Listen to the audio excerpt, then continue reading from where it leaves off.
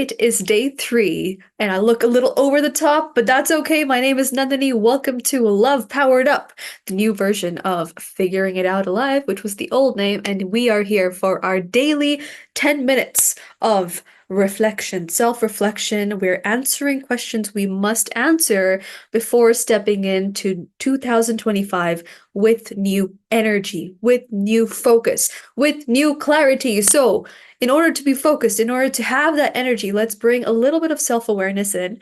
I got these questions from a recovered procrastinator on Instagram. Check them out if you're a student, especially. And let's get straight into it.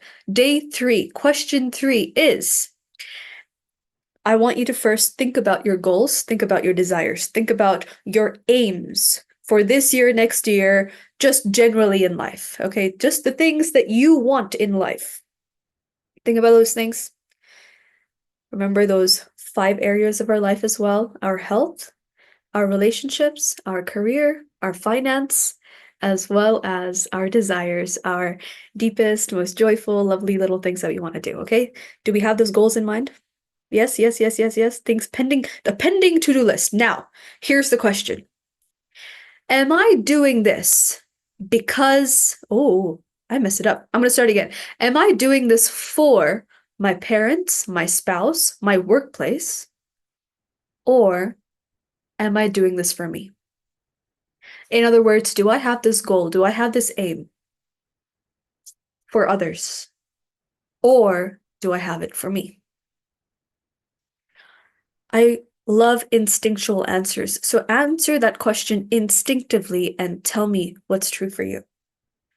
This question shows who you prioritize.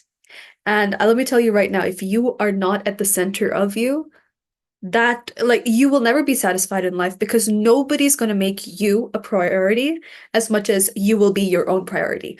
Only you can be your priority. Okay? This is just a fact of life. So if you are not at the center of you, if you are doing things for others instead of for yourself, right? You will always be selling yourself short. You'll be procrastinating on your dreams. You'll be putting off the things that bring you joy, especially if the things that you want are in conflict with the things that the others want from you or for you. Okay? So here I am asking you the simple question, but do you think I'm going to leave it here? No, this is 10 minutes of self-reflection.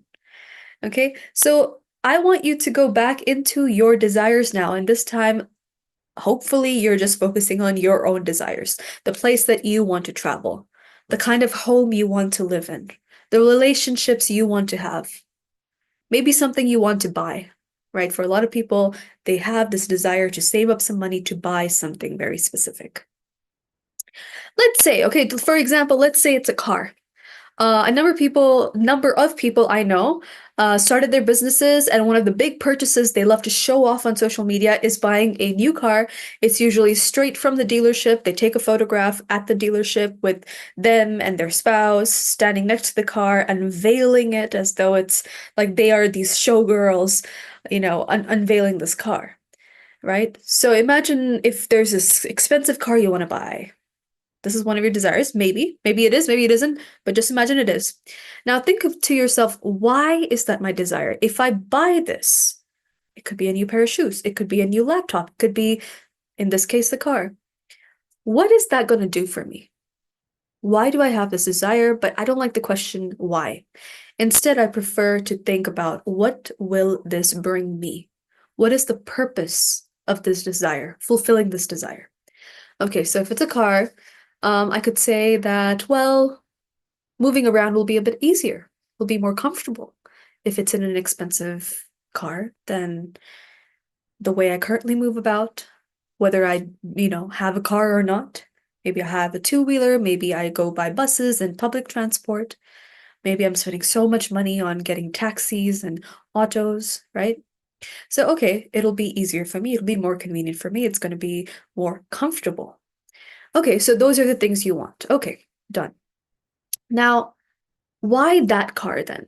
Why is it that you have that car in mind? Why not a less expensive car? And then be really honest with yourself, right? You have to talk to yourself about this. You have to write in your journal, right? This is a journaling program here. In your journal, well, when I see a car like that, I feel a sense of pride. I feel like people would respect me if I had an expensive car. I would love to drive around in it. I would feel like I'm a superstar, like driving around in this really expensive car. So that's why I want this really expensive car. Okay, pause. Very good. You're acknowledging what this thing will bring for you in terms of values now. Respect. Uh, maybe a sense of self-respect, a sense of joy, a sense of freedom, a sense of comfort, right? Okay, good. Now instead, just think about those words. Think about words like respect, comfort, self-esteem, right? And really, really get into it. Do I feel like I lack those for myself right now? Which is why I'm chasing this desire. And if so, do I attribute these things, respect, trust, admiration towards every single person who owns that car? Is that true? Is it true?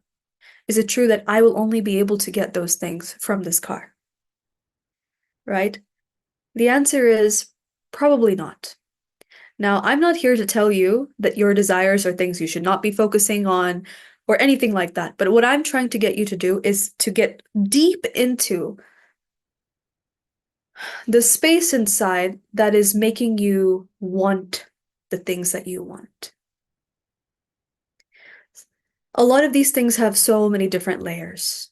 And when we realize, oh, okay, I want an expensive car because it's a sign of wealth, which means that people will respect me. So this means that I want people to respect me. And that means that I do not currently feel as respected as I want to be.